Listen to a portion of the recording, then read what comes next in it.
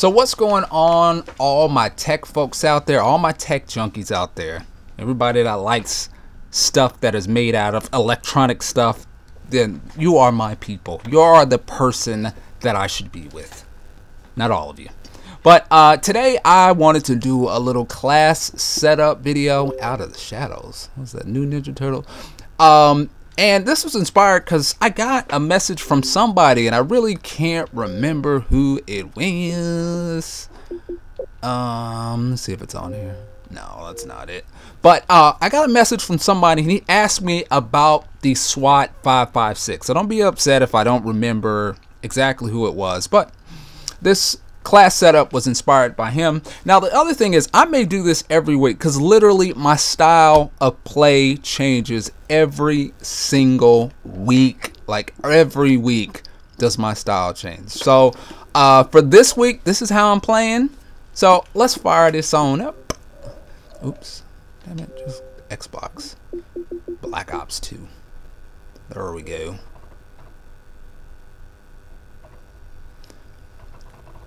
Can you guys hear my Xbox booting up? It's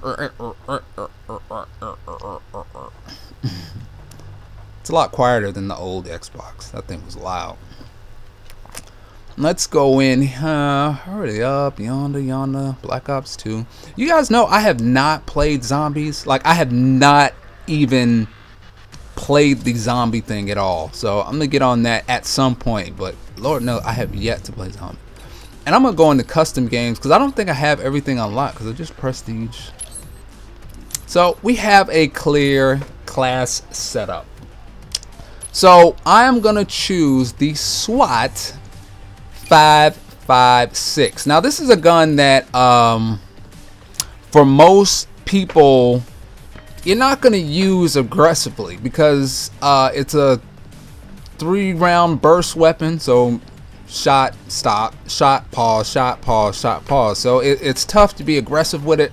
So I had to rethink how I would play with this gun. So the first thing I did is I put a laser sight on the end of my gat. Alright. And what that does is, you already know what a laser sight does. It makes you more accurate when you hit fire. Also, it points you in the direction of where you're shooting. So if I am running around, I can always hit fire, then zoom. And that's what one of the strategies that I recommend that you use on that is when you're running around with this gun, hit fire, then zoom. Then hit fire, zoom. Because when you hit fire, the target assist will pull you to the person. And then when you zoom in, you'll automatically be on the actual person himself. So if you hit fire at first, target assist will help you to lock in on them, then you can zoom in and you'll be locked in on that character. So remember that. Remember you learned that here. The next thing that I'm gonna use is this EO Tech sight. And the reason I use this is because it's a mix between the reflex sight and the ACOG scope. And it zooms in farther than your iron sights and the reflex sight, but not nearly as far as if you were using the ACOG scope. So I use that one because if you're using the ACOG scope and you're in a close quarter fight and you zoom in, you tend to lose whoever you're trying to shoot at because it zooms in so far. So I like to use that, and plus it zooms in just far enough to where you can be a lot more precise with your shots on there too. Now I am going to use primary gunfire.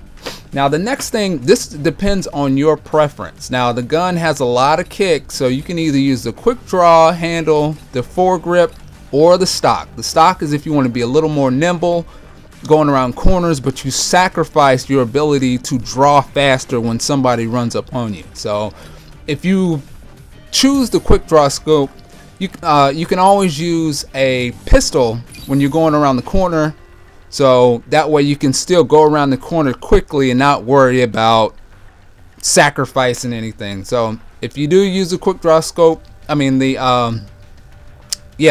quick draw handle, then just pull out a handgun.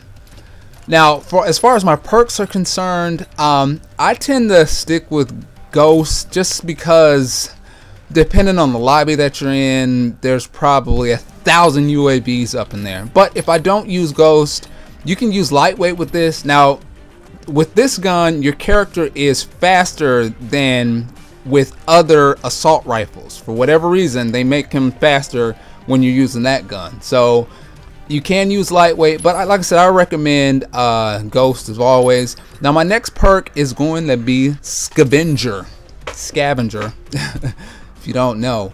And this one I will use Dexterity. Now I like to use Marathon because I like the ability to get around the map. Now I'm gonna use Marathon Extreme Conditioning. I use Extreme Conditioning if I have a quick draw handle.